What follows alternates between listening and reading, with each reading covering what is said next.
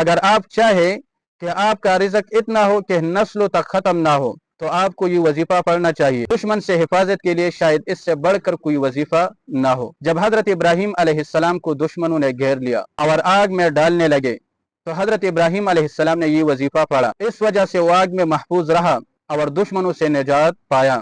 اس لیے مشائخ اعظام فرماتے ہیں کہ دشمن سے نجات کے لیے یہ وظیفہ یقینی مجرب ہے۔ نمبر 2، رزق کی فراخی اور فقر کے خاتمہ کے لیے شاید اس سے بڑھ کر کوئی وظیفہ نہ ہو۔ جب حضرت حاجرہ رضی اللہ تعالی عنہا اور حضرت اسماعیل علیہ السلام کو غیر آباد اور غیر زرعی زمین میں چھوڑا گیا تو حضرت حاجرہ رضی اللہ تعالیٰ عنہ نے یہ وظیفہ پڑھا۔ اس کی برکت سے اللہ تعالیٰ نے اس زمین پر اتنا رزق پیدا کیا کہ دنیا میں سب سے زیادہ اور پاکیزہ رزق اور پانی اس زمین پر ہے۔ اگر آپ چاہیں کہ آپ کا رزق اتنا ہو کہ نسلوں تک ختم نہ ہو تو آپ کو یہ وظیفہ پڑھنا چاہیے۔